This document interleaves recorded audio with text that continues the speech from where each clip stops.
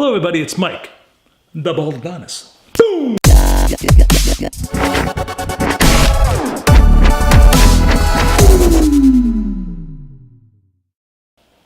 Hey guys, Mike here. Today's video, how today was a good day, said Ice Cube. Today was a good day. Being in October, it ended up being a 71-degree day, so it was nice, sunny, very warm, summer-like conditions. So today I did my usual. I took my little ride up to Londonderry, New Hampshire. I went to the gym. A young man today asked me to spot him in the squats, and I was like, sure, no problem. 31-year-old bodybuilder. He was doing legs, and he asked me to spot him with 365-pound barbell squats, and I was like, no problem. After talking to him a little bit, I seen him in the gym, never talked to him.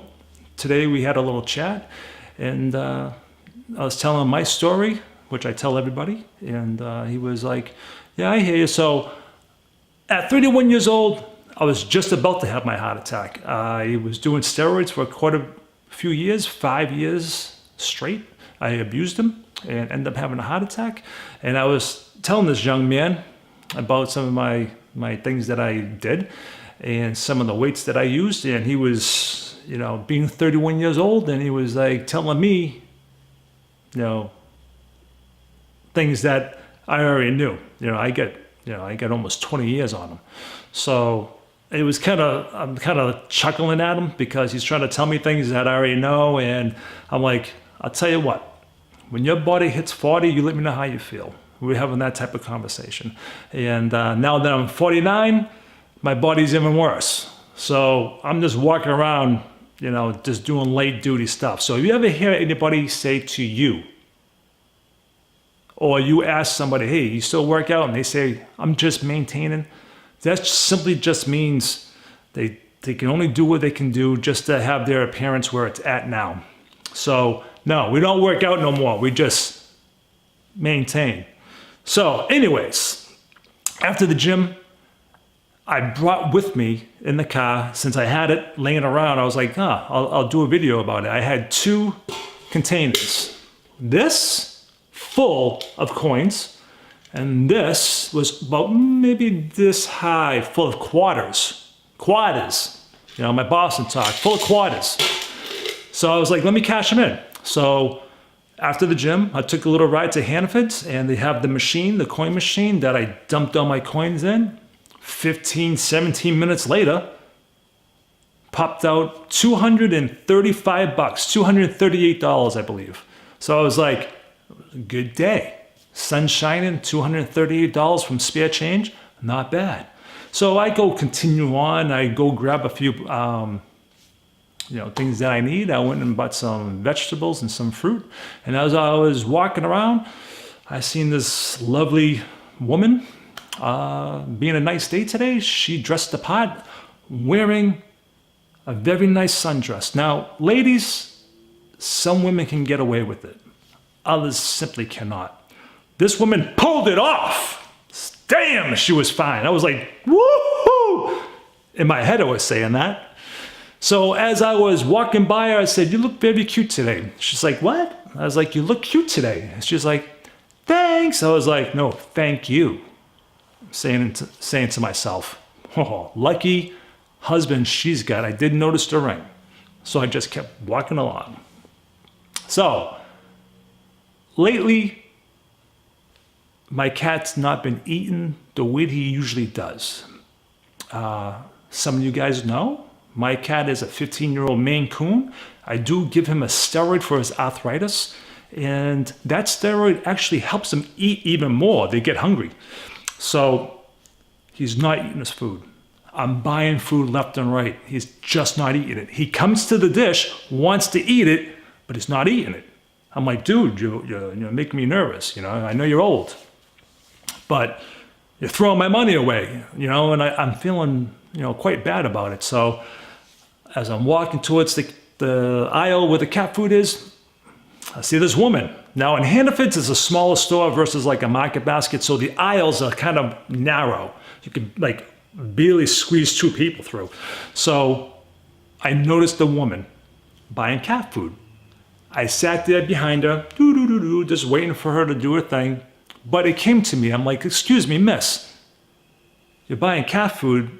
Obviously, I see that. I have a question. I have an older cat, a 15-year-old Maine Coon. He's not eating well. What are you feeding your cat? She goes, oh, well, I have 6 cats. I was like, oh. And she's like, my oldest one is 17. And the one that she likes is Sheba. So she showed me the cat food. I go, well, I'll give it a shot because I never actually bought this in 15 years. I've never really even noticed it, to be honest with you. It's one of those, I'll show a picture. You know, it's the small little serving sizes. There's 2 serving sizes in one package. It's super soft. So I gave it to Buddy today and he was like in love. I was like so happy. He actually ate 2 of them. I'm like, eat more.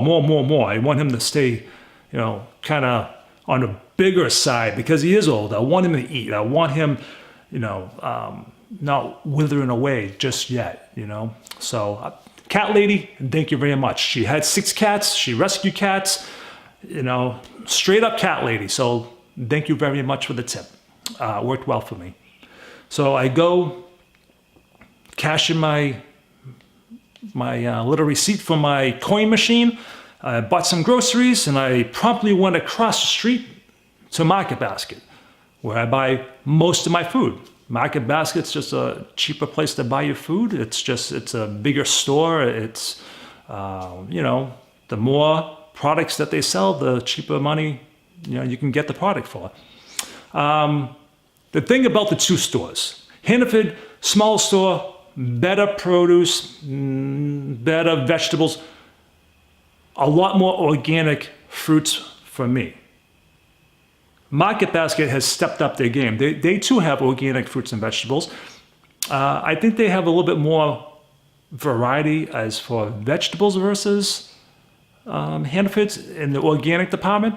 So I switch it up. I'll buy whatever I can at each store and that's what I do since they're across the street. But if I went to Hannaford's and just bought Hannaford foods, it would cost me on average probably $20 extra.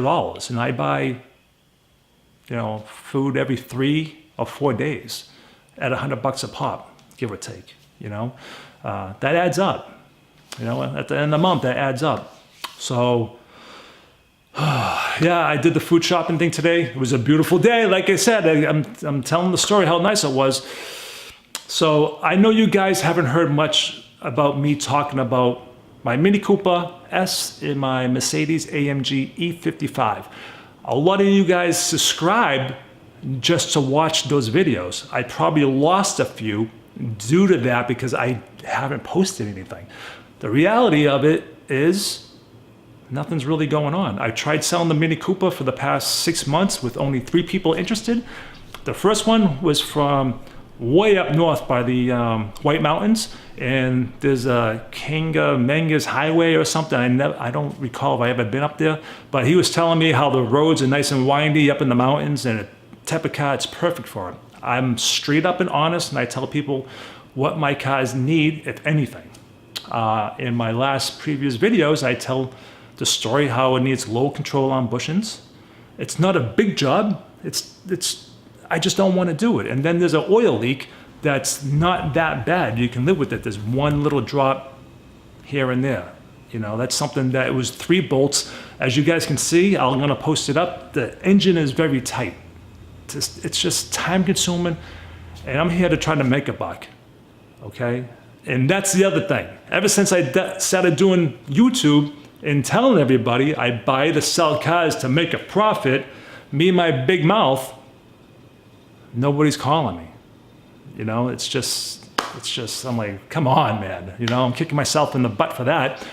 So I did get a gentleman and a son. They came down on Saturday, took the car for a ride, loved it. Loved it. Asked me if my price was firm. I was like, yeah, pretty much. I already lowered my price to where I'm gonna lose a couple $100. And I thought the car was very reasonable, but since Mini Coopers are everywhere, it's good luck finding what works for you. So he said he was gonna look at another car. He didn't get back to me the next day.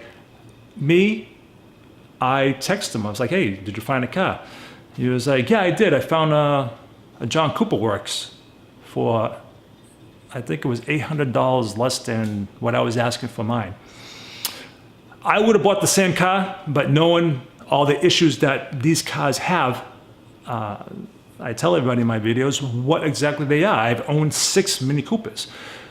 That Mini Cooper that he bought, he has to do all the same work that this car just got serviced for. He's going to sink thousands and thousands of dollars because he let his judgment go. Because after texting him a few times, he said, well, your book value was at a certain price. There's many book values. Which one were you going for? The one that people like me in dealerships use are NADA, not Kelley Blue Book, because car dealerships have a certain book value. Kelley Blue Book is a suggestion, and people run with that. You know, if you get into a car accident or something like that, if you go to the auction, you're not going to go by Kelley Blue Book. You're going to go by NADA. So that's what I go by. But anyways, he bought the car. Good luck to you, and hopefully the car won't be as bad as I say it's going to be. But I know better. I'm not digging you on it, but you know, you're going to put some money into it if these services haven't been done. As for the AMG, nobody is calling me. Not one person, except for one guy texted me. He sent a picture of a trade that he wanted to do with me. It was a BMW 3 Series E30 convertible. Modern motor. It didn't have the old motor in it. It was a rust-free car, brand new interior. The top was new. He's had it for a few years, maybe 7 years, something like that. It had a M-Tech body kit on it. The car was, you know, like a tease for me because I love these cars, you know. But, you know, it's the fall. I picked it up. It still needed a few things, and if the AC wasn't working, you got to hook that up to a different motor and everything. I just didn't want to deal with that, but I was tempted. He never got back to me, so whatever. Anyways, I've been driving the AMG.